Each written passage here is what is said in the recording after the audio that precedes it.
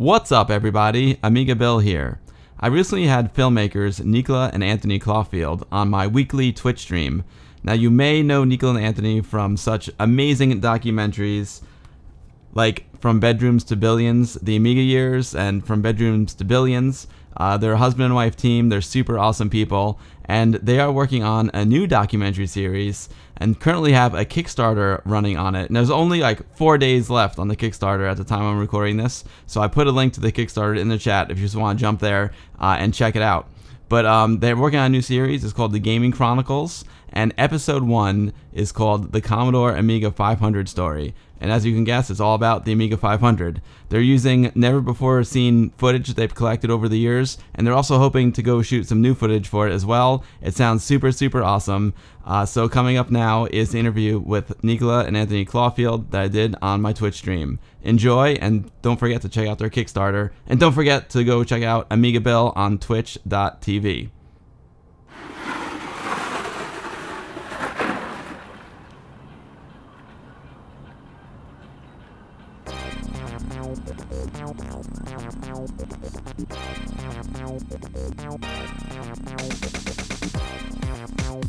Sunday fun day in full effect. I know Comatron's ready for the Caulfields. Let's go, baby. Oh yeah, today's gonna be an awesome one, folks. I'm super excited. We're gonna be talking to fellow filmmakers, folks who are super passionate about retro gaming, super passionate about the Amiga. We're gonna learn about a new Amiga documentary that they're working on. It looks awesome. For over 12 years now, we have been producing films about the history of the games industry, from Bedrooms to Billions, the Amiga Years, the PlayStation Revolution, and we're also soon to complete the production of the rubber-keyed wonder, 40 Years of the ZX Spectrum. Due to the many interviews we've filmed across the years, we've accumulated hundreds of hours of interviews and other footage which we've not been able to include in our earlier films just simply due to space and time constraints. How to make use of this footage has been something which has left us with a bit of a conundrum in trying to find a way we can make our footage more accessible, but it's still presented in an informative but entertaining way, so we came up with the idea of the Gaming Chronicles. The Gaming Chronicles will be specially created episodic content that allow us to present specific focus subjects within gaming or computing history in much more detail. Pioneers of the games industry telling their stories about games, computers, consoles, music, graphics, business, and the evolution of the games industry. In 2016, we made the feature documentary The Amiga Years, which covered largely the creation of the Amiga 1000 computer and its overall effect on the games industry.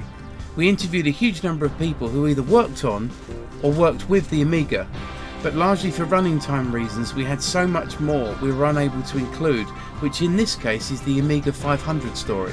Many fans of the Amiga Years film have asked us for some time to consider revisiting the Amiga once again, so for this first episode we will be focusing on the Commodore Amiga 500 computer. This project will focus on why the Amiga 1000 struggled and why the Amiga 500, with its simpler manufacturing and cheaper retail price, finally saw the Amiga name really catch fire, and combined with a fantastic lineup of games and other software is still so loved today 35 years later. We really hope you will help us make this new project possible, and we have some amazing perks to tempt you, ranging from more content on top of just the main documentary, monthly classic Amiga game making-ofs, and even the opportunity to take part in an online discussion with some Amiga legends. Our plan is to make a main documentary style episode of 50 to 60 minutes, but in addition to create some special featurettes that will total around 40 minutes, that act as a companion piece to the core documentary, and will pack all of this into one fantastic download. If there is a lot of interest from Amiga fans, we'll also consider going out and shooting a couple of interviews, perhaps from people that we missed the first time round. I mean, that would be something... That would be awesome. It would be very completist. I know. Wouldn't it? Yeah, I'd love that. I'd absolutely love that. Anyway, thank you for taking the time to watch, and we really hope you can help us make this first instalment of the Gaming Chronicles, the story of the Amiga 500, possible. We really want to be able to do this, so please support us. Thank you very much. Thank you. Bye-bye. Bye-bye there. All right, everyone. That video was awesome. An amazing Kickstarter video from an amazing couple. They are incredible filmmakers. I'm super excited today. We've got Nicola and Anthony Caulfield with us today. They are amazing documentary filmmakers and creators of Bedrooms to Billions, and then they also made Bedrooms to Billions: The Amiga Years. And you guys also made a PlayStation documentary as well. And I know you're working currently on a ZX Spectrum documentary. Oh yeah, it's a joke. It's a joke that me and my viewers have, because I'm American and I live in New York City, and I always make a joke about the Z and the Z. Well, hey, it's an honor to have you both here today. Thank you so much for taking the time to come on. I'm super excited about your Kickstarter. You guys do amazing work, and thank you. Thank you for choosing like the Amiga 500 to be the first episode in the Gaming Chronicles. But I know I give you a little introduction there, but why don't you both introduce yourselves to the audience? Hi there, everybody. Hello, everyone. I think the first thing we've got to admit is this is actually our first ever Twitch stream. Is that a wise thing to admit to that? Well, I don't know, but it's a real pleasure. We're so happy that our first ever Twitch stream is with you. Yeah. Actually, you've been such a supporter of us over the years, and I think that's the thing. We're only here because of there's such a passion out there to keep the history of our heritage, our history to be told, and that's why we're here, because people have funded us to make films, and we've continued to do them because people want to see them. I suppose it's a real pleasure, isn't it? Yeah, and we sit there and we think to ourselves, because we do have a lot of footage, and obviously a very small fraction of it makes it into the films. And we were like, what can we do? What idea can we come up that we can be allowed to edit it up and put it out exactly the same quality as our films and everything? And that's where the idea for the Gaming Chronicles came from. And we are asked quite a bit about doing more on the A500. And we do have a lot of interviews. So we thought, that would be quite a good place to start. Plus, we absolutely love the artwork, don't we, with the ball? I was just like... I love the bowling ball artwork. It's so good. To use the ball. Yeah.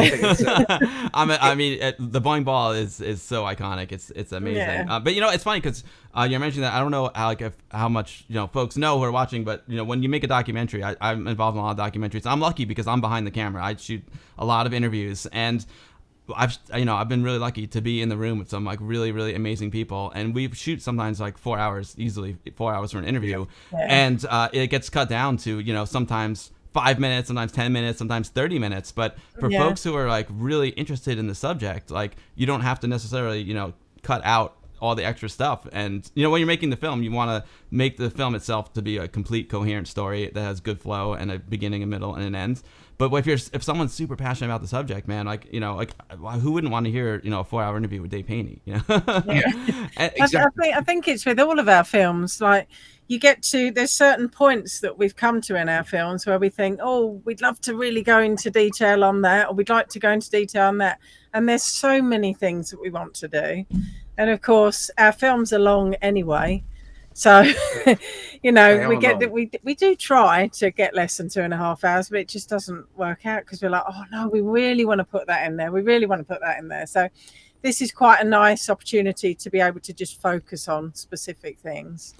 So the Gaming Chronicles is a series, right? It's a series about all different platforms that you're going to start. And the first episode's on the Amiga 500. So you're using kind of all the interviews they've already shot for your previous Bedrooms to Billions and Bedrooms to Billions to Amiga Years documentary as a bedrock. Plus, you're hoping to shoot some new material as well. Is that correct? That's right. Yeah. I think the first of all, there'll be nothing in it that you've seen before. So it's exactly as you said earlier. We've got a huge amount, hundreds of hours of footage that's not been used. So the game. Unbelievable.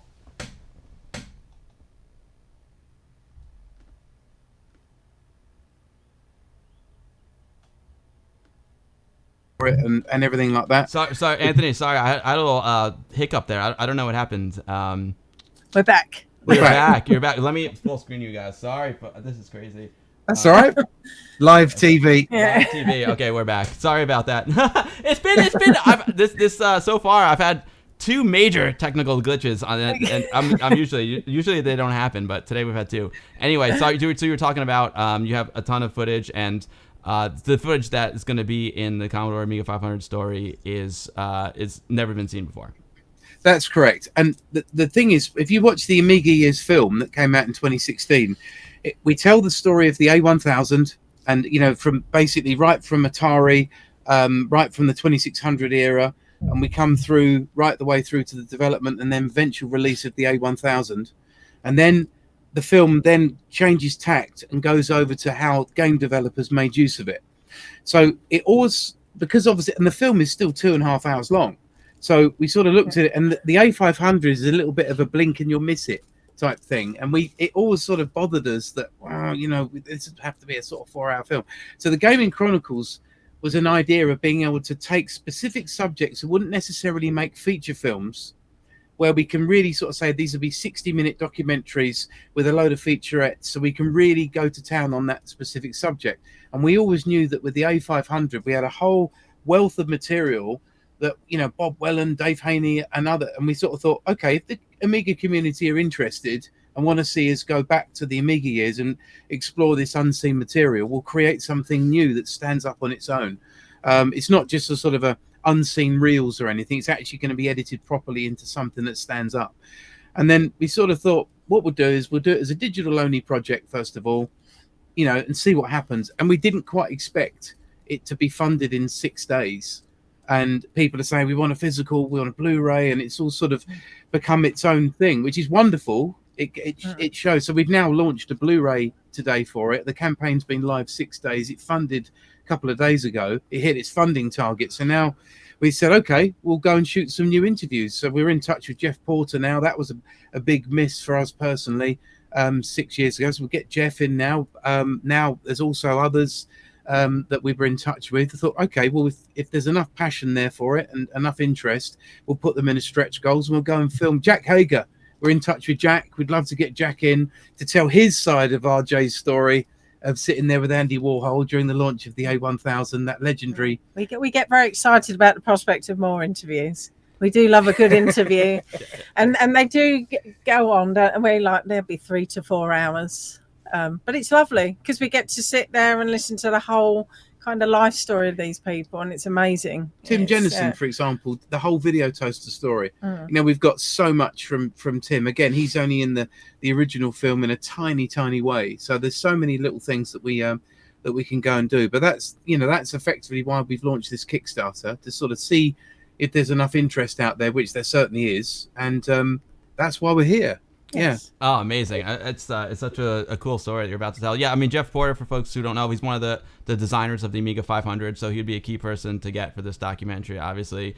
Tim Jennison, founder of New Tech. The Video Toaster is such a big part of Amiga, especially here in the United States. Like, you know, is a little bit different because I know in Europe, Amiga was known as like the amazing gaming computer, and the Amiga 500 was super popular over there. Also popular here too. But I think here in the United States, like the big box Amigas were also extremely popular because for people like me, like I use my Amiga for video production. I had a Genlock.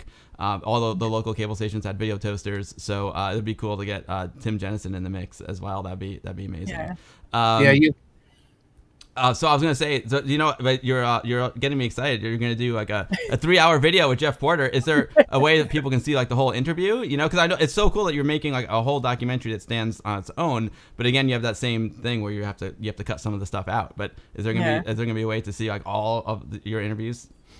I think that's a few people have asked us that over the years, and I think the thing is we've all sort of felt like we wanted to make more content so that it's something that, because I think there's always that interest in watching in a complete unedited video, and it's not that, and we've never ruled that out. That's not we're not sort of greedy and sort of say, we must sort of hold on to this, but we sort of kind of feel that while there's unseen content and we can create something new, that's kind of where we are at the moment, and we'll just sort of see where we are. We like that whole. Obviously, the whole telling a story part, the film part of it, and creating these lovely little, films. They're not little films. There's the wrong word there.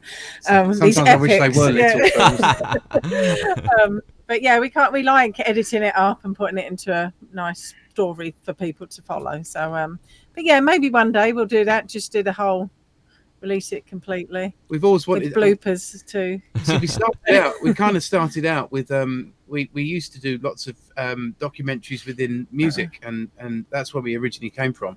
And then we were asked to we ended up doing a Sonic the Hedgehog documentary in 2011 for Sega, which we're being asked about actually quite a lot now because it's sort of hit an anniversary. And then we did something with IO, and then suddenly we had this. We thought we'll do this documentary on the history of the British games industry, because at that point no one really knew what had happened to it, and we sort of thought, okay, let's explore that. So we made that film and released it in 2014.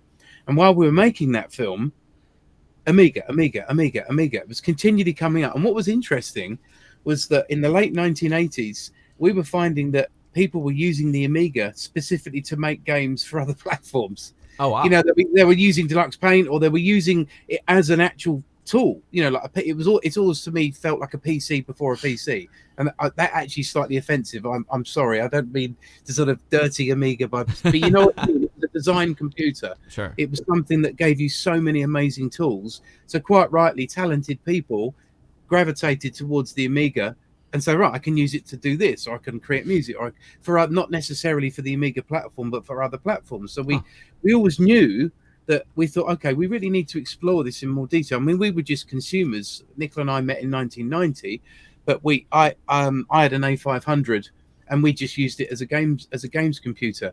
And at that point, we didn't really, as consumers in the early 90s, we never really sort of thought much about what went on under the hood. Isn't it funny to think now we're making documentaries about it? I know it's quite. I know. Who'd have known?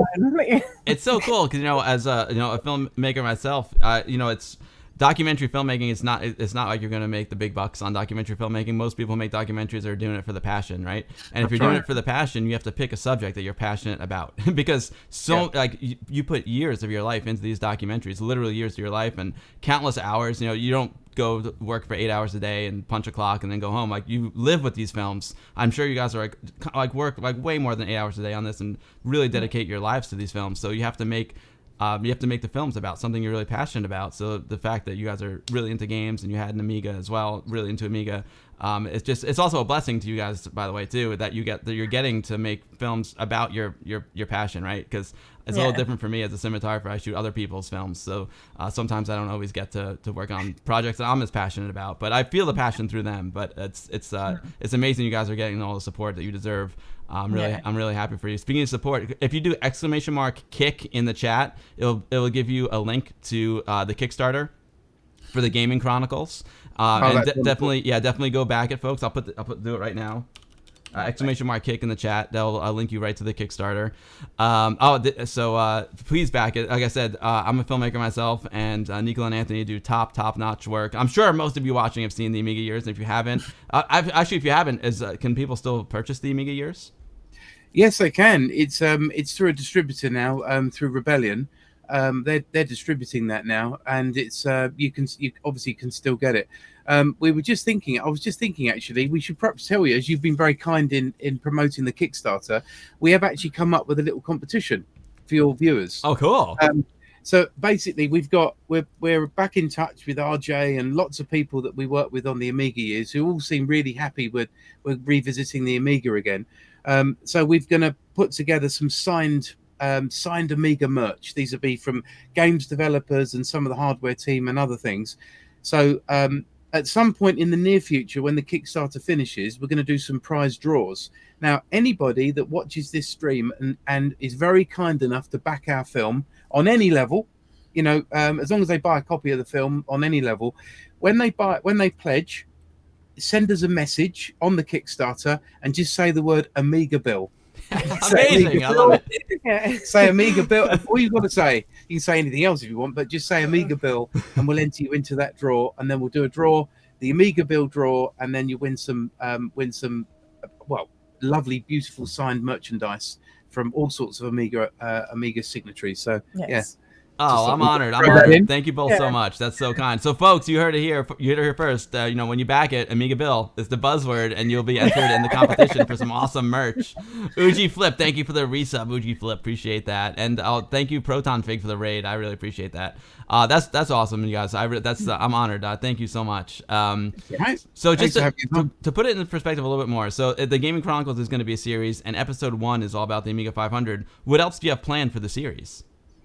We've got a short list of ideas. There's the Atari VCS that we wanted to look at. There's a few other things, but we're not actually. I think it's true to say we're not 100% sure what episode 2 will be yet. We kind of wanted to see if there was an appetite for us to do something aside from the films.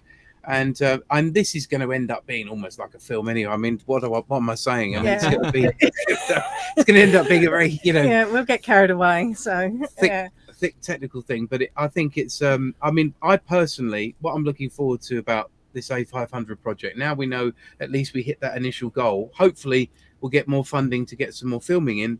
But it's the way that the team's split. It's the way that we have being able to continue the A1000 story, to find out what happened on the West Coast. And we've got it. We filmed all those interviews, but also then simultaneously what was going on the East Coast. And gradually we had the Rock Lobster project, and obviously the A1000 was evolving into the Ranger project on the other side. So we'll be able to conclude that part of the story and find out what happened to the remaining members of the A1000 team. And then obviously how that eventually led to the A500. Funny enough, looking at the transcripts and other things the other day, I'm wondering how much info about the A500 is really out there, because there's some really amazing stuff. And I'm not going to say anything because also we want to film Jeff and get Jeff's take on it all, because that'll be tremendous to do that. Yeah. But I think in terms of other episodes, if this was kind of just to see if there was interest in us doing the episodic content, and I think we're probably going to start saying to people, what's the sort of things that you'd like us to do as well, and if that kind of tallies up with our short list. We say short list; it's not very short actually. It's a sort of laundry list. And then there's lots of games that we've covered as well. When we sit down and do these interviews, we get everyone talking about their games. There's all sorts of stories that crop up that you just never knew about. Once people start talking, you hear some wonderful stuff. So, yeah.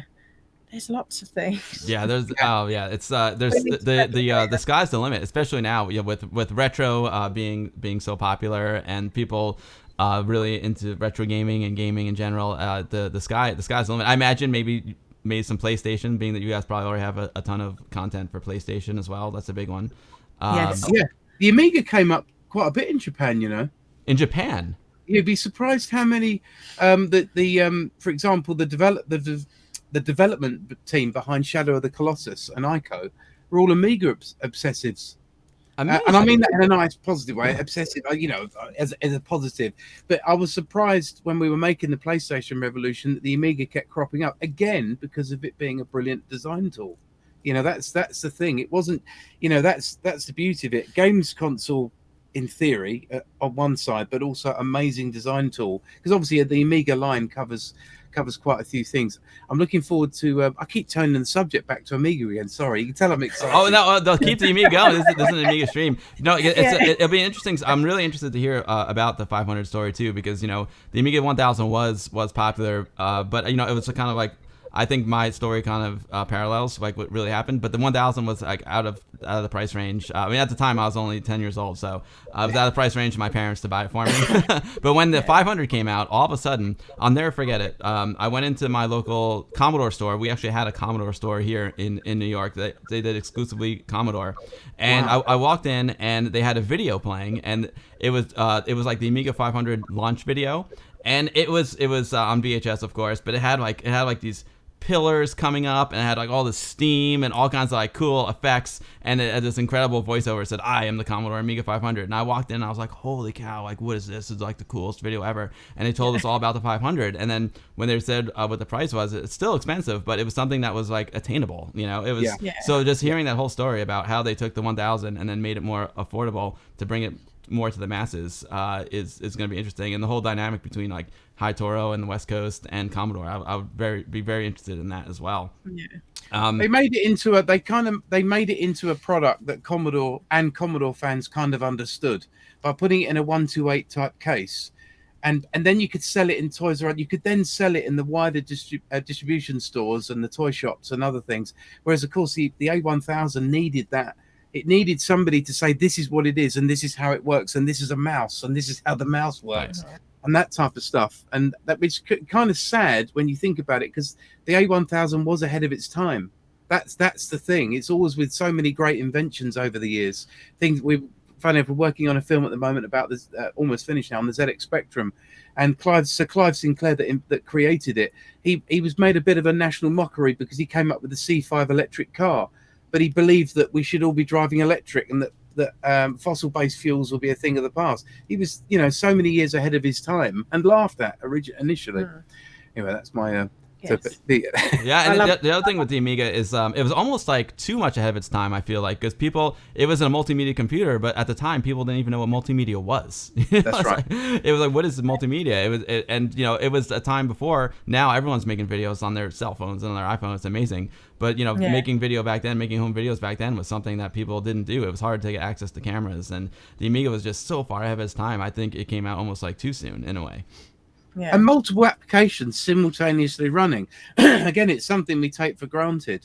Being able to have multiple things up, minimizing things, whereas that just didn't happen. That wasn't really seen before. People didn't quite get it. And again, it took a way of selling it. Frank Leonardi talked about this for some time. Was that he had a plan that he wanted to put into place, which was about educating the computer stores and making it a lot easier for them to get the A1000 out. And he said Commodore knee-jerked. They just panicked and then just said, right, we need, we're not going to be doing that now. And he felt if he had 3-4 more months, he could have got the computer store chains to have done that. I mean, hindsight's a wonderful thing, and they make great stories when you get those what if moments. But we might not have had the A500 as well if the A1000 had skyrocketed, and we might have had a different Amiga story. Who knows? But who knows? Yeah, it's very true. There's a lot of who knows and what ifs with the Amiga, unfortunately. I want to check out. You sent me this amazing clip with Dave Haney, so I want to give the folks at home a taste for what this documentary series is going to be like. And again, folks, don't forget !kick in the chat. We'll link you to Nicola and Anthony's Kickstarter for the Gaming Chronicles Episode 1, the Commodore Amiga 500 story. Lots of folks in chat are back, and I can see the numbers going up. Like as I got the website open right now, I can see them going up. It's awesome. And if you use code word AmigaBill, you'll be entered. Code word AmigaBill, you'll be entered in a very special raffle that Nicola and Anthony put together for you guys. And I'm super honored. It's the AmigaBill raffle, and you'll win some cool merch. Wonderful, thank you. Oram wants a taste. He's hungry. Oram backed, and he wants a taste. All right, so I'll tell you what. Let's take a look at the video. Do you want to set it up for us? Do you guys want to set up the video? Like, what are we about to see with the Dave Haney clip? Are you all right running it, the Dave Haney clip? I'm going to run it now, and I was just wondering if you want to tell us what we're about to see. Oh, I apologize. I didn't quite catch you there. Yeah, this is actually it's full promotional for the Kickstarter, and it's Dave Haney just giving a brief overview, because that's the thing. Dave Haney doing a brief overview is quite rare. They usually tend to be extremely detailed overviews. Yeah. But in this instance, he gave a brief one just comparing the A1000 to the A500. And we just thought we're going to put it onto the Kickstarter main page probably tomorrow. So you'll get an exclusive on it, actually. But yeah, and it's, by the way, the music in the background is the original theme for the Amiga Years film, which we called The Bouncing Ball, because it was inspired. It's a kettle drum that was inspired by the bouncing ball.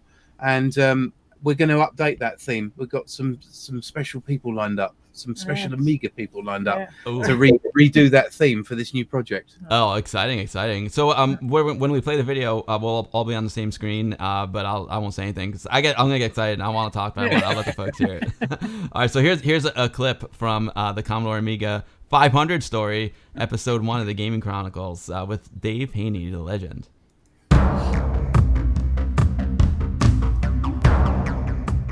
Why do the A500? I think the big idea there was to make something that Commodore understood better. Commodore was never that good at selling higher end systems, and the A500 sort of hit the same exact market spot that the C128 had. It was something that a Commodore fan would recognize. It was kind of what people thought about home computers, at least in the 80s, as this all-in-one thing that fit on your desk. And it was a big cost reduction. The A1000 case was very expensive. All those separate chips that got not eliminated, but dramatically reduced with the Fat Agnes reduced the cost of it. It was really just, let's deliver the same level of technology, but mechanically, electronically, whatever we can, cut the cost so that we can make something that Commodore people know what to do with.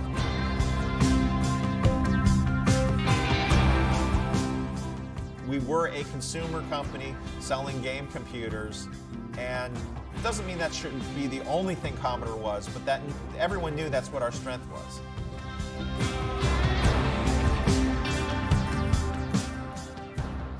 A1000 to A500, it's effectively the same machine. I mean, we had a thing called the Video Aid, a video hybrid that is used to take the digital data and turn it into analog, which reduced just a lot of stuff on the board. And that was something George Robbins came up with, and he was a real good designer of like just little things that, how can that work? Well, it did. It worked very well. And the keyboard was built in, so you didn't have to have a separate keyboard case. I mean, it was really the same level of performance, more memory.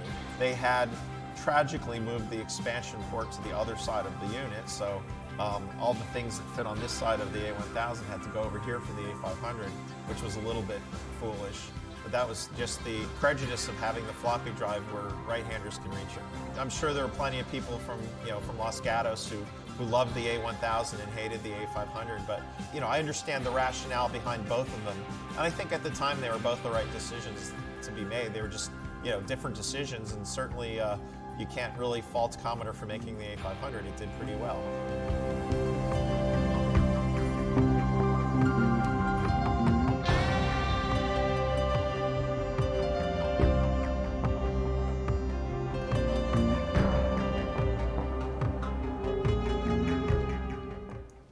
Awesome. The only problem with that video is I want more right now.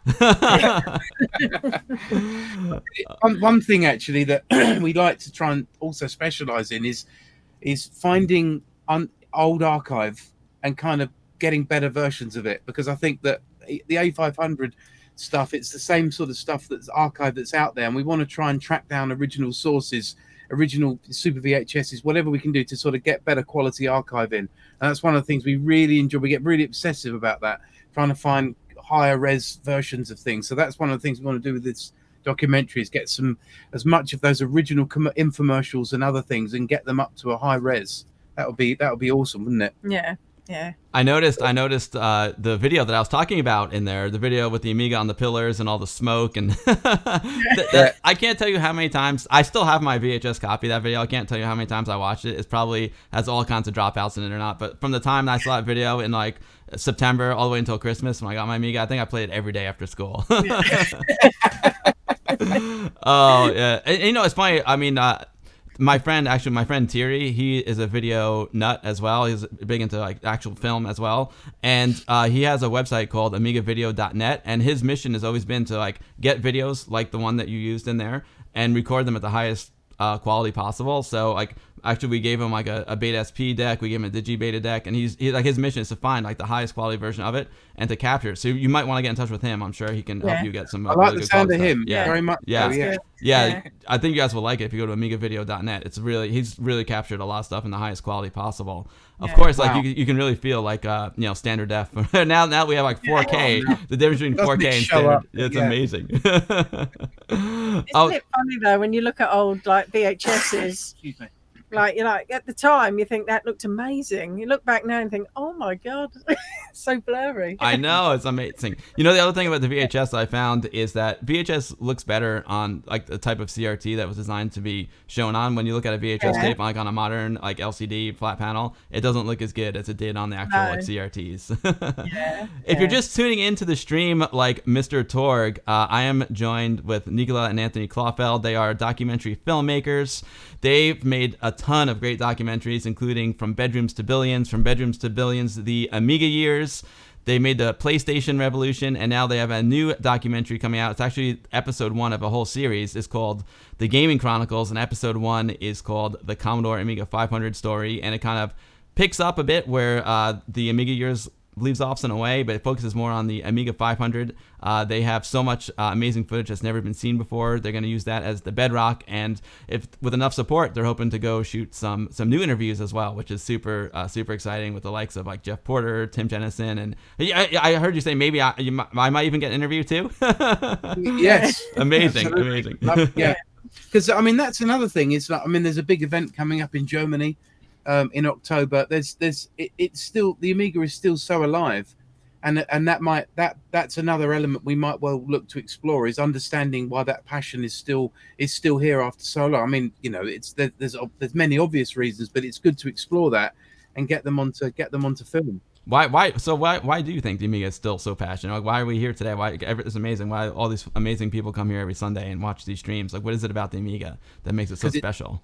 Because the Amiga's bloody brilliant. That's why. It's, sorry, excuse the swearing, but yeah, no, I think it's just because it's an awesome system, and it had so many uses. It was so innovative when it came out, and it spawned so many amazing games, and it's just, that's why. I mean, we love things that bring us pleasure, bring us joy, and it doesn't matter if it's a box of wires or circuitry or whatever it might be. It allowed, the Amiga was a doorway that allowed so many talented people to make it sing and go off in different directions. And that's what amazing game developers will do, for example, or musicians will do. They'll take a good tool. If a tool is really good, they'll take it and off in their own direction. And that's what the Amiga did for a lot of people. And that's why, because it wasn't this sort of on rails type device. It was very flexible, and it allowed them, hence the demo scene. The demo scene is a classic example, and I know the demo scene in the US was relatively different from the demo scene in Europe. I don't think there were as many raids in the US as there were in Europe. The Europeans know how to party. I know how to party, but I belonged in Europe. I should have grown up in Europe. Yeah, there were some legendary parties back in the day. They still are to a certain extent, but yeah, it created this whole culture, and once you've got that culture there, that love is always there. People will always remember. But you know, it's I think that's just it. I think it was just such an amazing system. It's just spawned that love. Yeah, and I think it's what we try to do certainly in our films with the archive. We try to put stuff in there that kind of reminds you of what was going on in the world in that time as well. It's like that nice slice of nostalgia where you think, oh, that kind of transports me back to my childhood, which is quite nice as well. See, we don't like to use it's just our own personal take, is we try to keep all the archive real and relevant, so we don't tend to do sort of recreations or anything. And I'm not suggesting that anyone that does recreate, that's just our own personal choice, so that when you're watching one of our films, you're as immersed as possible back in the day. And if you start bringing in 21st century graphics to try and highlight something, just in these films at least, I'm not saying that it's not right for other people, it kind of just pulls you out, and you kind of want immersion, and you want that 2 hours to just, you're back in that whatever age you were when you really had these first experiences. That's what we're trying to achieve anyway. Yeah. Oh, they certainly, your films certainly do that. Yo, Andy, thank you so much for the follow. And I don't know what is going on here. Got kicked out again. Join the meeting. It's all good. It's weird. I never had such a problem with this system before, but I'm learning how to fix it here. Boom. There we go. Okay, we're back. See, now it's good. Now I know how to fix it easily. But anyway, getting back to it. So yeah, it's really amazing because a lot of folks, like you said, they come here every week and they're still into Amiga for the nostalgia factor, and that's a big part of it. But I'm seeing like Zanzermean in the chat, and he's like, I'm brand new to Amiga. Like, I'm just learning about Amiga, and it's so cool. Like that. Not only so it's capturing. It's capturing the hearts of like folks who are like our age, who are like, I had a Commodore 64 back then, or I had ZX Spectrum. I never had the Amiga. I'm interested to see what the Amiga was all about. But it's also like capturing like like young people as well. Like I know like young people who are like in their late 20s, early 30s who like heard about this Amiga, but they're going back to discover it as well. So I think the Amiga just had some kind of magic. There was something magical about it. So for me, it brings, a lot of other folks, it takes us back to to a time, our childhood, which is amazing. But it also, like, because it was also like a tool, like you were saying, like people making demos. It was an artistic tool. A lot of game developers got their start developing on the Amiga. So it had a large impact on our lives. Like for me, I got started making home videos using my Amiga, and now I make videos for a living. So Amiga like played a huge role in me in my life, and shaping my career. I used the Amiga to make a portfolio for NYU Film School, which is where I ended up going to college, and it also helped me get into film school. So it played like, had a massive impact on my life, and also the Amiga community.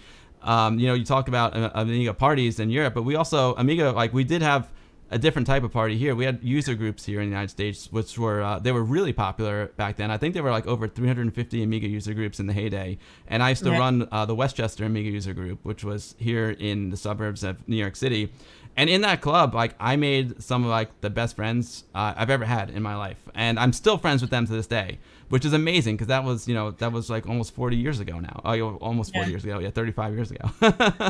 You look so young. I know, right? It's funny. I was really young when I took it over. I'm actually, I just turned 47, so I'm a little bit older than I look, but thanks to my wife's vegan cooking keeps me younger looking, I guess. I have the big 50 this year. I'm 50 in October. I can't believe it. You don't look 50 either. That's amazing. You look incredible. The Amiga keeps you young too. I tell you, maybe that's I'm not 50 yet. I'm 40 something. I'm 40 something for a little bit longer. So amazing. Amiga Show started your career too. Amiga Show is awesome. He makes YouTube videos all with the video toaster. It's incredible. That guy's awesome. Right, so many cool people. Let's uplift for Amiga. If anyone's got a question for Nicola and Anthony, please ask it in the chat. And if you do, at AmigaBill, it'll help me see it. Mr. Wolverine DK, it turned 40 today. Today's Mr. Wolverine DK's birthday. It's happy birthday. Yeah, amazing, Mr. Wolverine DK. Thank you. It's Nicola's birthday tomorrow, by the way. Tomorrow's happy pre-birthday. That's amazing, Nicola. I'm not telling you her age though. Clearly, she couldn't. I'm catching him up though. I'm hoping to go to Amiga 37 as well in Germany. So maybe I'll see you guys there. If not here. Yeah. See, Rastener Up says Rastener Up wrote their first code on the Amiga 500. I'm a software developer now for many years. I know. My man, the Coffee Cup Arcade, he's a developer. He was a developer at Westwood, and he's still a professional developer. Amazing. Liam Wong, who's one of my favorite photographers. He's an amazing artist, and he works for. Sometimes my brain stops working. They're huge game developers in Montreal, Assassin's Creed, but he started on the Amiga, and he's a game designer for them. Amiga keeps everyone young, exactly. Jim Jagger, head of animation at Rockstar, is also started out on an A500. So you find it all over. Yeah. That's that thing. Talented people, the tool in their hand. The Amiga gave them that tool to go off. And it's funny enough, I got an email from Jim Sachs. I told him, I wrote to him recently and said, well, we're going back and doing some more work on the Amiga. Would you have you happened to found anything in the last 5 years? He wrote back just recently and said, oh, I actually just found my original A1000 discs. I didn't think they would work. I'll see what I can find. And then he literally wrote and said, oh, I've got all my first pieces of art for Defender of the Crown. Would they be of interest?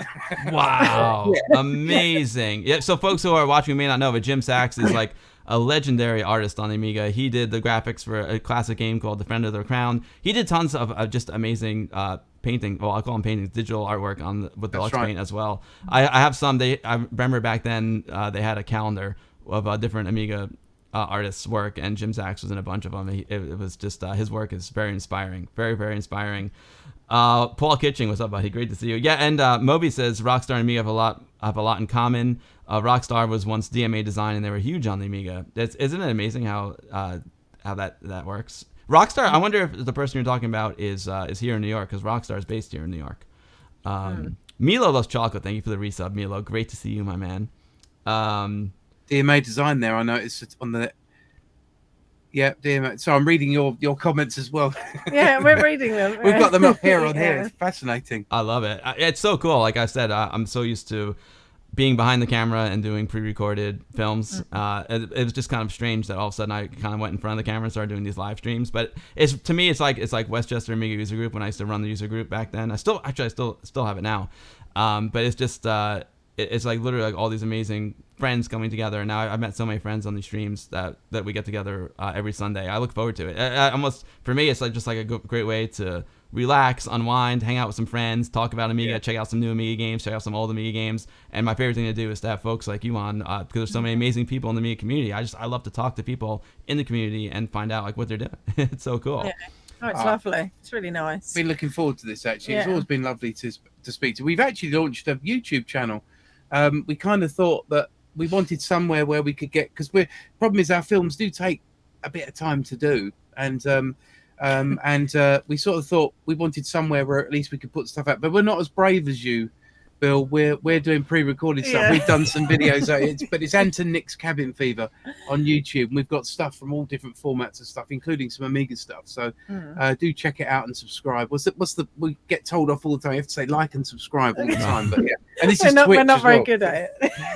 Yeah, but it's pre-recorded stuff. So but I'm not as brave as you. Doing live streams. But we are doing one now. This is lovely. I'm really enjoying it. Oh, it's fun. Yeah, it's definitely an adrenaline rush for sure. Especially because you can't control everything. But put a link to your YouTube channel in the chat. People can go subscribe right now. That'd be awesome. Captain John, I'm speaking fast today. Captain, I'm all fired up and I'm super excited because I've been a big fan of Nicola and Anthony, and I'm super excited to talk to him. So I'll try and slow down. Edvin Helens, Boat. Yeah, see, Boat's another one. Boat just got into Amiga. It's so strange because Boat. He's one of the co-hosts of the Amigos podcast, awesome YouTube channel and podcast, and he just got into Amiga in 2015. He said it changed his life for sure. It's amazing. It's really amazing. Subscribed, excellent. Thank you, Dave, for dropping their link into the chat. Appreciate that. Edvin Helens got a good question. When do you expect the Commodore Amiga 500 story to be released? We actually want it out. For Christmas while we're still within the 35th anniversary. By the way, Bill, I've just emailed it to you because for some reason it wouldn't let me go into the chat. So I've emailed you the Cabin Fever link. Oh, perfect. I'll get it myself. It's you emailed me. Okay, cool. Sorry, to answer that question properly, I didn't really answer that very well. The digital version of everything is out this Christmas, and then we've just announced, because we're getting asked almost continually to do a Blu-ray version, that's going to come out in April, but the digital material is all out for Christmas. However, if you want a monthly Amiga fix, there's a pack.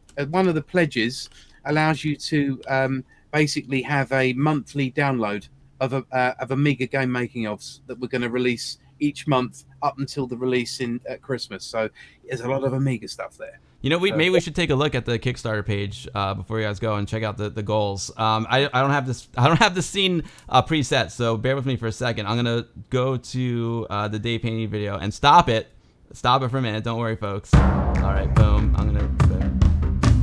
Okay, right, cool. I'll read it out. All right. Whoa. Oh, okay, cool. And I'm going to. No, I'm gonna put it up on the screen. Don't worry, I got this. I'm gonna add a display capture. Yeah, that's great. Boom! I got this. Also, thank you for the lovely birthday messages. Thank you. I can see them coming up. That's very nice.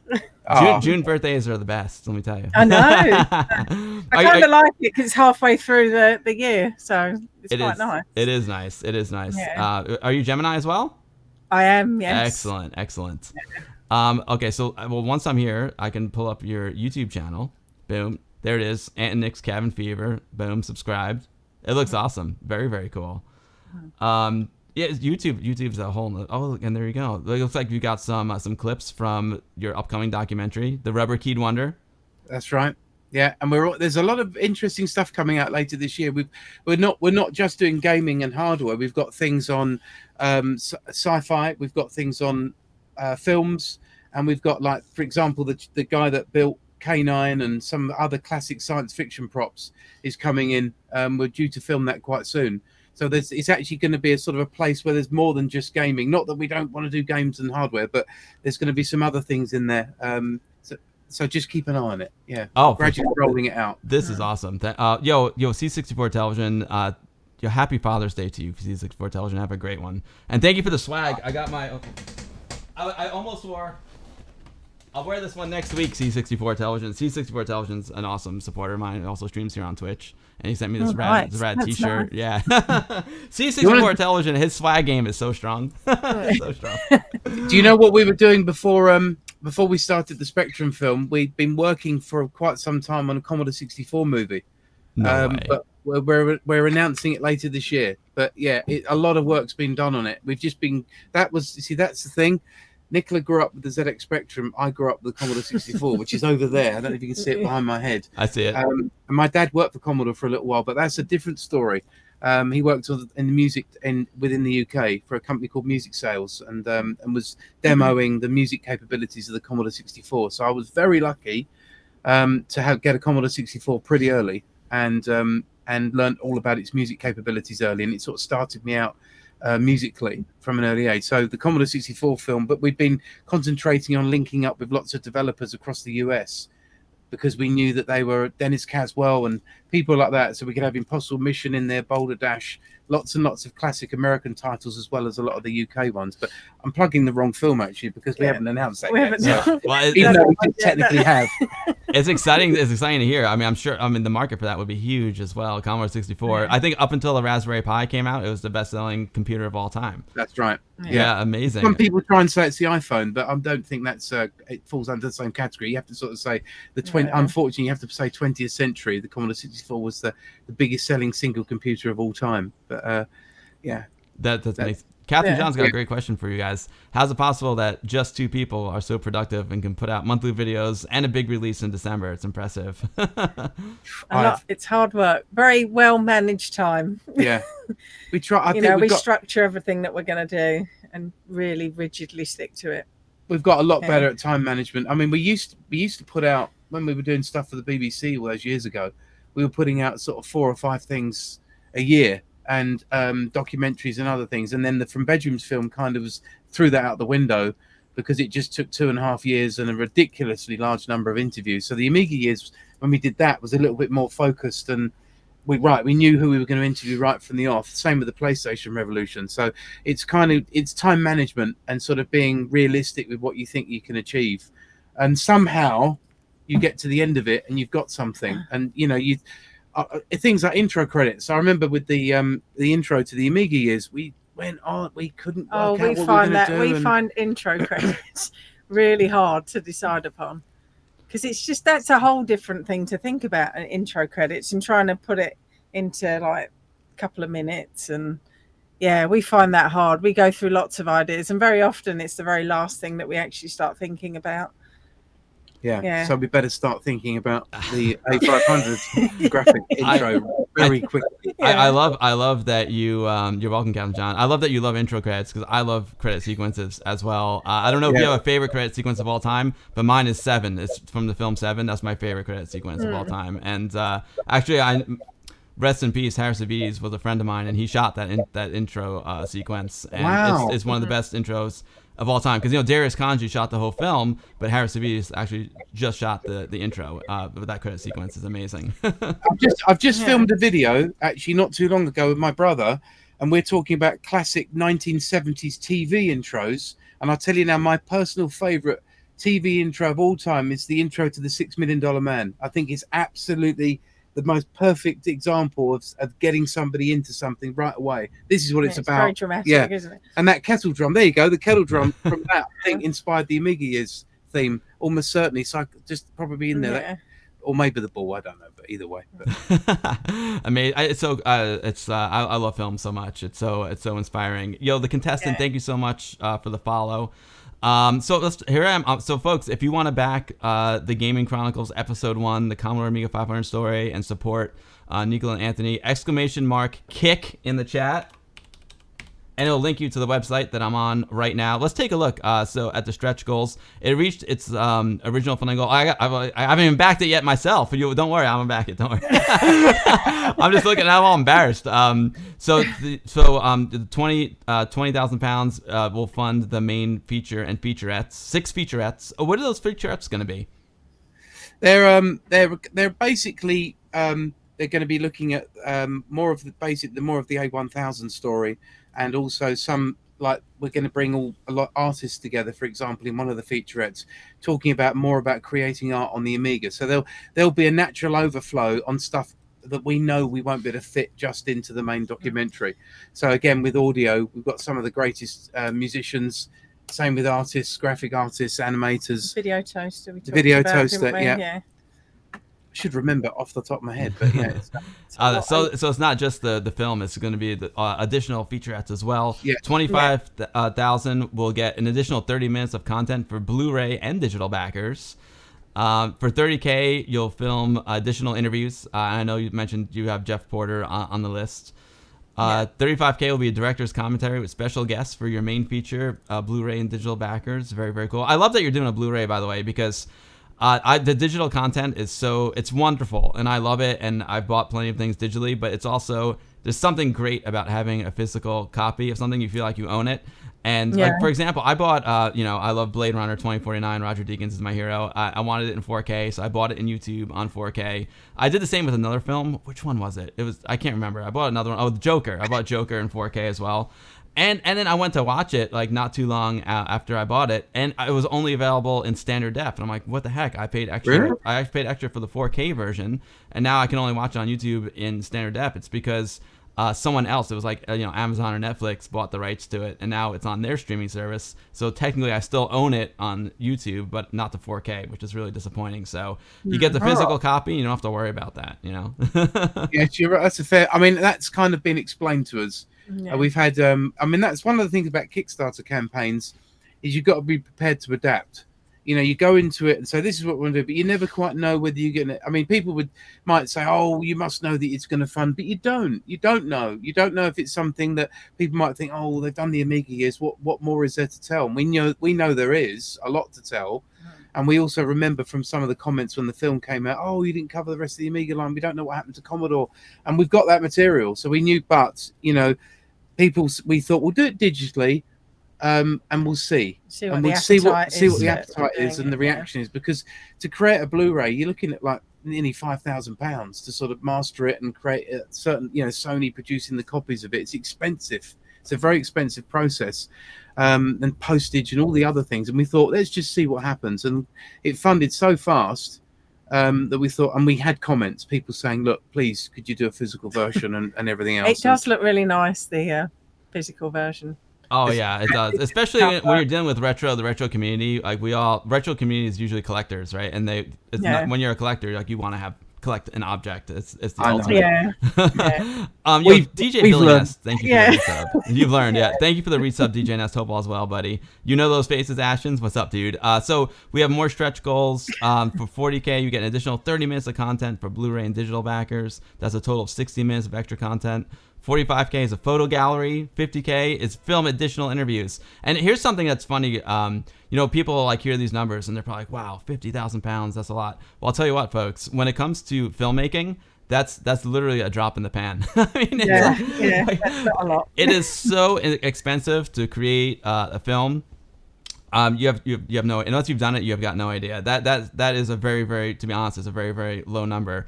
And this is clearly a passion project for Nicola and Anthony. So every little bit helps. It's expensive first of all, everyone's time is valuable. Second of all, like, you need the equipment. You need, to shoot with good cameras. If you're going to come to New York to shoot with Jeff Porter, you have to fly to New York. You have to pay for your flights. You have to pay for the lodging. You have to pay for the lights. You got there's so much involved. I'm curious because you are clearly a husband and wife team. How do you delegate? Like, how do you guys attack a film together? You got like the Wachowskis. You got the Duffer Brothers. Like, how does Nicola and Anthony do it? Well, I think we basically. How did we do it?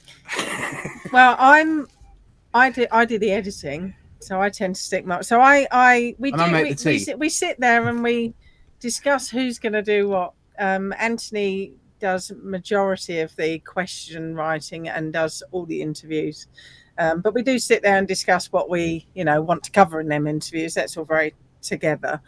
But Anthony will lead more of that. He enjoys that side of it more, whereas I like planning and structuring how we're going to do the editing. So I'll start as soon as we start interviewing people. I already start editing. So we start getting that structure there, and then we'll go through it, and then we can delay some of our interviews because we think, oh, if we're missing bits, we know we can, who to go to and say, look, we haven't got this part in the story covered.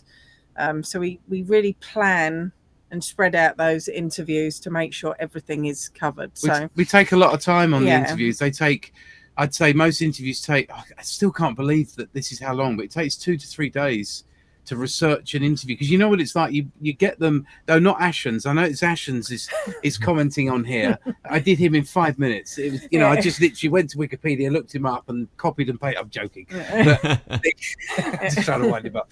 But it takes a long time. We interviewed Federico Fagin recently, the inventor of the microprocessor and the Z80 and everything else. I was so paranoid that I wanted to make sure that I took nearly 4 days. I went through every interview you'd ever done, because plus there was a pre-interview interview in there. So we do that, and we research everything, and then certainly for filming, that's very much together when we go and do the filming. But I love the filming side. That's great, because everything that we film, we always want our shots to look like really amazing. As a DOP, you must know that yourself. There is a huge amount of effort that goes into actually setting up each of the shots. We sometimes go to places where we're like, what can we do in this room? And there we are running around like dragging sofas and cushions and pictures and everything, and dressing the whole room to get this shot to look perfect. And we've really put a lot of time and effort into that. So we kind of know our strengths and weaknesses, if you like, but we talk a lot, we plan a lot, we structure things, and it seems to work out somehow. Although I'm always right, aren't I? Apart from then, that's the key to a good interview, is doing the proper research, because you have to go in and kind of. You can't just figure it out on the fly. You have to know what you want and how it fits into your film and what you want to get. And everyone's time is valuable, so you don't want to waste anyone's time either. And that's another thing people don't realize, is how much time it takes to prepare, the content, and the questions that you're going to ask. You have to do your research and learn about the people, and then the actual shooting of it. A lot goes into that. Like you said, moving furniture around, lighting. I whenever I shoot an interview, I make sure they give me at least 4 hours to set up if I don't have a tech scout. It's a lot of work. I'm getting excited here. I see game designers from your archives who you aim to include. Eric Shahai, one of my... see, that game was amazing. Another World is one of the most cinematic games of all time. One of my favorite Amiga 500 games. One of the most atmospheric games of all time. One of the best. There's Jim Sachs, Dino Dini. You've got some incredible people here. Peter from Populous, amazing. Dice. Oh wow, so many. Ron Gilbert. Ueda at the bottom there. Fumito Ueda. Ico Shadow of the Colossus. When I interviewed him, he wanted to talk about the Amiga, and I was like, okay, this is interesting. That part had passed me by when I was doing my research. He'd never mentioned any. He said, oh, you made a film on the Amiga, can I talk about the Amiga, please? Wow. So I let him talk about the Amiga for half an hour, and I thought, if we ever go back to the Amiga, this is perfect. And that was what we filmed that interview. I think it was about 3 years ago, 2.5 years ago. And here he is. He's going to be in. So he's coming over from PlayStation to talk about how much he loved the Amiga. Amazing. That's amazing. It's amazing how many things go back to Amiga. All this Stu Cambridge. Captain John Archer's got a great question. Will there be a German and other language subtitles? Because the Amiga is a very international community. That would be that's a great idea, Captain. Yeah, subtitles are very, very expensive. So it is.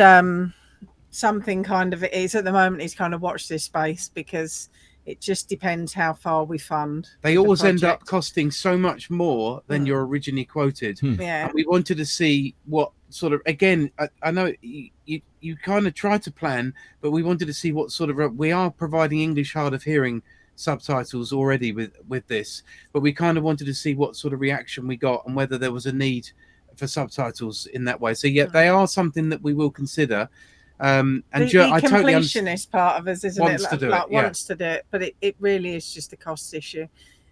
It's a lot of money. You don't realise it's like, and I guess it's a lot of content that we have to get subtitled as well, but it really adds up. To answer the question properly, what I would say is talk to us on the campaign about it. Let's see what sort of response. We agree that they're important, certainly in Germany particularly, so we understand that. And we are very aware of it. We just want to see, again, the kind of thing is, it's one of those things, when do you bring the subtitles in? If the content gets funded, then we can then say, right, let's add these subtitles on. Because you do it the other way around, and then it then holds back the content. And we want to do it all, believe us. It's we had subtitles on the Amiga years, but it's and we also want to find a more cost-effective way of doing subs, because the companies that we were using in the past, it's ridiculous. Anyone that makes films knows the subtitle cost is ridiculous. There you go, I've had my moan. But yeah, we are going to look to address that. We're not going to just leave it, and please engage with us on the campaign about it. And don't forget, when you back the project, you can do the keyword AmigaBill, and you will get entered in a contest. A huge thanks to Nicola and Anthony for having the AmigaBill contest. I love it. Just please send it as a message, not as a comment, because otherwise Kickstarter might think they're being spammed. So if you so back the project, and then you can then send a message to the creators, and just have to say AmigaBill, and we'll put you in the competition. Cool. Yeah, Voxel, thanks for backing Voxel. Voxel said you might want to look at a crowdsourced subtitling plan. Yeah, it's a lot for indie. And I know some a lot of folks in Poland and stuff, because Poland's also big for Amiga. If you want to get in touch with some folks, I know I helped Zach when he did Viva Amiga. I helped him get some Polish subtitles as well. So if you guys want help with Poland or something, let me know. I can connect you. Wonderful. That would be great. Thank you. Yeah. Awesome. Voodoo Frog saying, how do you send a message? Once you back the project, you then gives you the option to message the actually, you can message the creators even if you don't back. I shouldn't have said that, but yeah, you can actually message creators, I believe, even if you don't if you don't back it. But obviously, do back it if you're going to send AmigaBill message. Yeah, you gotta back it. You gotta back it. Yeah, Voxel Trot's backed. Shooting yourself in the foot is what I just said. Coffee Cup Arcade backed. Yeah, awesome. Thank you guys all so much for the support and supporting these two incredible indie filmmakers. You guys, I know time's almost up. We're 4 minutes in OT here, but you guys sent me another video. I don't know if you want to show the other video, it's the game montage video, or if you want to take any last questions, whatever you guys want to do. That montage was actually from the Amiga years, and it was only just if you wanted some Amiga games in the background. But yeah, we'll happily do some more questions if you like. Awesome. If anyone has any questions for Nicola and Anthony, please fire away. Let's see. It's funny because my wife and I have worked on a couple projects together too, and we joke. She made 2 cookbooks, and I did the photography for her, and we only wanted to get divorced 7 times. Oh no! Here we go again. I got kicked out. I wonder what's going on over here. Boom! Join the meeting. All right, we're back. Yeah, so it's not easy sometimes working with your spouse, but you guys are a great team. Yeah. And if anyone has any other questions for Nicola and Anthony, please fire away. The documentary should be coming out hopefully by Christmas. That's another thing that's scary. It's always scary, like probably putting a time, like a release time on the project, because it's documentary filmmaking. It happens, at the speed of life in a way. And it takes not only a lot more money than usually anticipated, but a lot more time than usually anticipated. So the plan is for it to come out for Christmas. And this is volume 1. Volume 1 is all about the Amiga 500, and there'll be more episodes of the Gaming Chronicles to come after that. Let's see.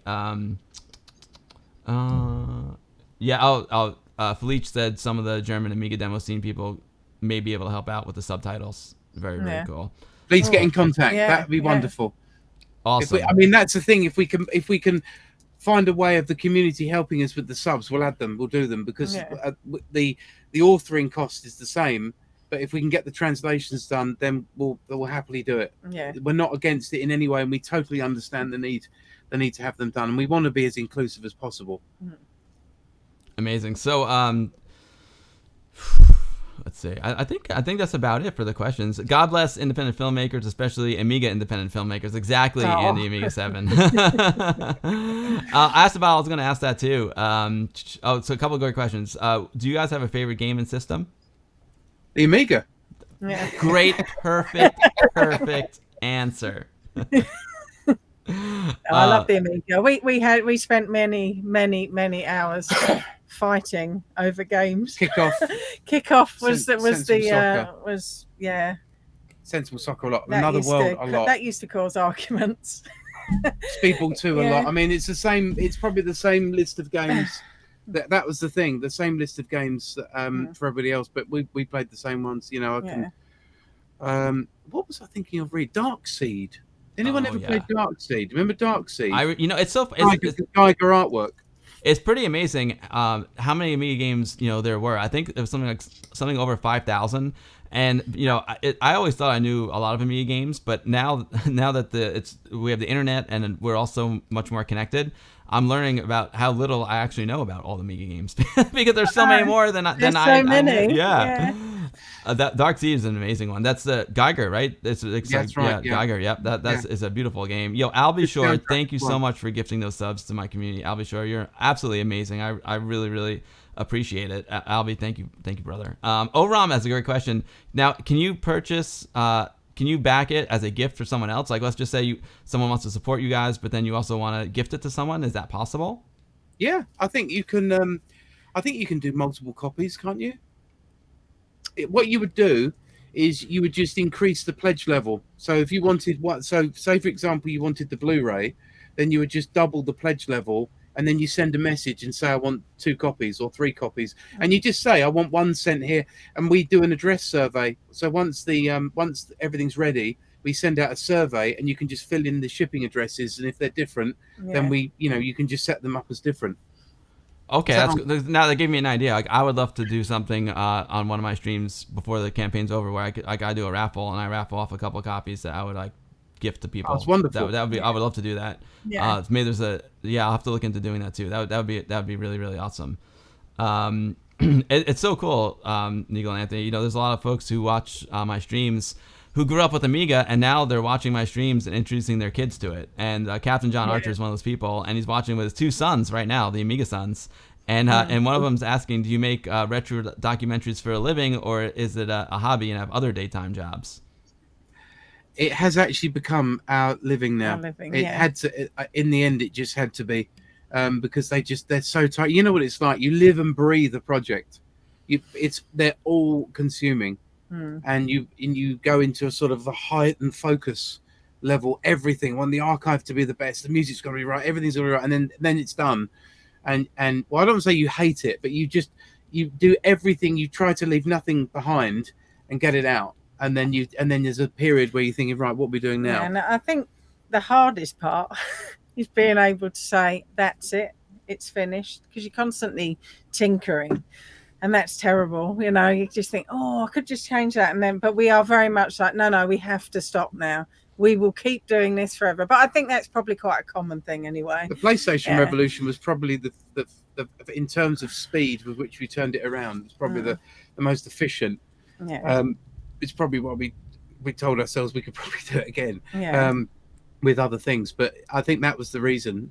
We were able to turn that around very quick. We've got a good pattern. Nicola edits a sequence, and then she gives it to me, and I look at it, and then I might add bits or suggest changes, then it goes back. And we tend to work on, so Nick works ahead of me, and then I go in and fill in the bits of archive and other things. I'm sort of the archive, well, not expert, but I know a lot about archive and like the story flowing. And then, so once we've got that, then they'll be like, we really need to have a little bit of space here. We put a bit of space in there. It's like, what pictures can we put in? What archive? And it works quite well. We like to have a bit of fun, and there's a bit of silliness in there. Yeah, we like the silliness. We like the silliness in there, as well. And often, I think probably they go over people's heads sometimes. Our little silly bits. We laugh our heads off. Yeah, there's silly bits in the PlayStation revolution, which I don't think anybody realised. Where we were, certainly when we were going over the Sony's initial output, Sony US's output on the Mega Drive, which was quite duff. We sort of did a little montage of actually rubbish games. People sort of took it the other way, but that's a different story. That sounds fun. It's lovely as well when you were saying about being able to play some of these games with your children, and that our daughter she loves gaming, and she loves the fact, like, we're constantly saying, we played this when we were growing up, we played this, and she embraces it all. She loves it. And we've done some little videos with her as well, because she loves the idea of being, in videos. And I don't think kids we've not put them up yet. I don't think kids really care about they don't look at something like from the Amiga and go, that looks old. But where they do care is loading times. That's where the boredom, you see the interest go within seconds if something's not instant. And I think that's kind of, we were at a retro event yesterday called Retcon. It's the oldest computer club in England, in Greenford. And we were showing her how to load games from cassette, because they had an old a ZX Spectrum. It was BBC Micro and a cassette player. Yeah. And we were explaining about how cassette worked. And she'd walked off within 60 seconds. It was still loading, another 4 minutes to go. I'll look at it later. Although what was quite funny was the fact she saw an old telephone. And it was like, I've not seen anything like that before. And it blew her away, didn't it? It was like, wow, this is brilliant. They can pick it up and dial it and do all this. So, yeah. It was one of the rotary phones. Yeah. Yeah, amazing. It's really interesting because, when we were kids, one of the things that we loved about the Amiga was that the graphics were so good, and I was always interested in like pushing the limits of technology and technology advancing. But now for kids getting into like retro, it's almost like taking a step back. So it's more about like the quality of the gameplay and the capturing of the imagination. That's really cool. It's something that's different than like the amazing games that the kids have today, which is mind blowing. I remember I had loading time on my Atari 800. The Atari 800s were like notorious for long loading times with cassette tapes, and it was brutal. I don't blame her. She likes it's not Amiga, but it's Little Computer People. Oh, great game. Yeah, Dave Crane's game. She loves that. Absolutely loves that. And she'll sit here for hours doing that. So it's we made a documentary once on the Atari 800, and we interviewed the creator of Star Raiders and Yar's Revenge and everything else, but it was for Atari in 2010, and they shelved it. And we don't know what ever happened to it. But yeah, we made a full documentary on the Atari 800. I would love to see that, because the 800 was my first computer. My dad bought it for me in 1980, and then my favorite computer, after that was the Amiga, and I didn't know that I was like following the history of J Miner and Joe DeCure. He comes to the Binge Computer Festival frequently. He was involved heavily in Atari 800 and Amiga 1000 as well. I didn't know that the same folks that did Atari also did Amiga. It's pretty amazing. And it's so cool to hear about the kids, right? Because we're all getting older. We need to pass our Amigas down to the next generation. Yeah. And it's so cool that we have new things that make it accessible to them. Not so if you don't have like the original hardware, you have things like the Amiga Mini, you have things like Raspberry Pis and emulators.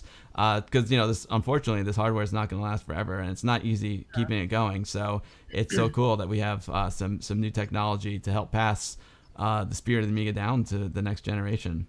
Yeah. Isn't it amazing though that we still use, if you think how peripherals and how things change, we still use the mouse and we still use the keyboard. The two primary tools for using a computer nowadays. I know you could be typing on your iPhone and that counts as interacting with a computer. I've got something actually you might find interesting. I've just realised I've got Doug Nubay's copy of Star Raiders. No way! Oh my gosh, that is so cool. We had this from when we made that film. So I don't know if you can see me there, but yeah, that's it. That was a gift. So we've had that. That's from right back from 1980. I haven't got the box, but yeah, it's his Star Raiders. Star Raiders is one of my all-time favorite games. I love Star Raiders, and the 800 had the best version of Pac-Man. It had the best home version of Pac-Man of any system back then. The 2600 version wasn't, I wouldn't even call that Pac-Man, but the 800 version was so close to the arcade. Why don't you do a film about the 2600 Pac-Man? It would be a really good story. It's been fairly covered, yeah. It's been fairly covered. But the Atari 800 was a underrated system. It was and the 400, but I could go on all day about the 800. And obviously that's the Amiga line. It really sort of emerges from, that's why we covered the Atari 800 in the Amiga years, because that's where it starts. I mean, all this anyway. Sorry, but yeah, it's amazing, and it had special chips just like the Amiga did. It had like the GITA chip, the graphics chip. It had the Pokey, right? The Pokey audio chip. Yeah, they were all kind of precursors to like Paula, Denise, Agnes. You could tell that J Miner DNA was in it. Yeah. The idea of doing things away from the main processor to allow the processors to be doing things like eventually multi-threading and it's but that was kind of interesting. Though when we did the Atari 800 documentary, it wasn't we didn't talk about the Amiga in it. We just simply dealt with the creation of the Atari 800 and some of its most classic games. But I'll have to look that up. We've got a master for that somewhere. You must have it. Oh, if you have it somewhere, I would love to see that documentary. That would be amazing. That would be so cool. It was when Atari were going from one, they were sort of they're kind of going all going, over and then suddenly it yeah. became another Atari and then another Atari, and Very, very cool. Captain John, I'll let you guys go, but he's asking, will there be any episodes about the CD32 as well? it'll be included in this production. Oh, so in the Commodore Amiga 500 story, there'll be a CD32 Yes. as well? Yes. Interesting. It would be interesting to have something about the CD-TV as well, because CD-TV was basically, an Amiga 500 inside of a console, like a multimedia console. That would be interesting. Well, we've got that because Jim Sachs worked on that project. Very cool. I didn't know that. Yeah, he did. So we've got his whole take on that whole story. We also want to cover the 600-300 story, the Amiga 300. Do you know much about that story? About it? I don't. It was a request. Basically, David Pleasance in Europe said that he said to Commodore, we need a cut down version of the A500. We need something that we can sell for like £150, something that's very cheap that will make that market that to replace the Commodore 64, because the Commodore 64 had come down in price to the point where it wasn't selling anymore. So David Pleasance and the European team wanted a very, very, very cut down version of the A500 that could sell at a budget price. And then the A600 turned up, and it was the complete opposite of what he actually wanted. It was more expensive. And that's designers for you. They will always want to try and improve. The idea of cutting something down is not really sort of a good designer's language. So, but Dave Haney gave us, and Bob and some others gave us their take on what actually happened with the 300 and 600 story. So we're going to cover that as well. Amazing. Oh, I'm so excited. I know time is limited here, folks. I want to just thank Nicola and Anthony for coming on. Again, don't forget, !kick in the chat will send you to the website for the Gaming Chronicles Episode 1, the Amiga 500, created by these two amazing filmmakers, Nicola and Anthony. And the AmigaBill competition as well. Don't forget the AmigaBill competition. And because you're watching right now, there is an AmigaBill competition. If you send them a message with code word AmigaBill, you'll be entered in a raffle for some awesome swag, which I can't wait. I can't wait for it. And if they reach all their stretch goals, I might even end up in the documentary. I saw some people saying, I don't know if I really belong in a documentary, to be honest with you. But if you guys, I'd be happy to do it because I love Amiga. I could talk about, I could talk about like user groups in the United States being, I think so. Yeah, because I still run. I'm not gonna. I can't say for sure, but I think we're the longest running Amiga user group. I don't know about the world, but in the United States for sure. We started I became, it was originally part of the New York City user group, and then we broke away from that user group, and I applied to be an official Commodore user group, and we became an official Commodore user group in 1988. So, wow. And we've been meeting ever since. We never stopped. Like, year 2000 was pretty dark. There was like 4 or 5 of us that met every month. Yeah. But now we have like, 60 members, 60 active members, and we still meet. Wow. That's amazing. Great. So it's pretty rad. Thanks, Captain John. I'm glad everyone enjoyed the interview. Nicola and Anthony, thank you so much for coming on. It was really a pleasure talking to you. And if you need any help in any way, like with the documentary, if you want me to connect you with Thierry with that video footage or anything else I can do to help, let me know, because I'd be very interested in that. And anybody interested in helping us with subtitles, please get in touch. Yeah, so thank you very much. It's been a real pleasure. Yeah, it's been lovely. Really enjoyed every minute of it. Thank you very much. You're welcome to come back anytime. Anytime you guys want to come back. Seriously, it's been awesome. We could get deeper into the whole filmmaking part, which would be a lot of fun too. That'd be wonderful. Thank you. Guys. Thank you guys so much. Really appreciate it. And good luck. And I can't wait to see what you come up with. Thank you. Bye-bye. See ya. Bye. Good night. Bye-bye. Awesome. Nicola and Anthony Caulfield, that was amazing. What a cool project, folks. Don't forget, !kick in the chat. And you can back the Gaming Chronicles Episode 1, the Amiga 500.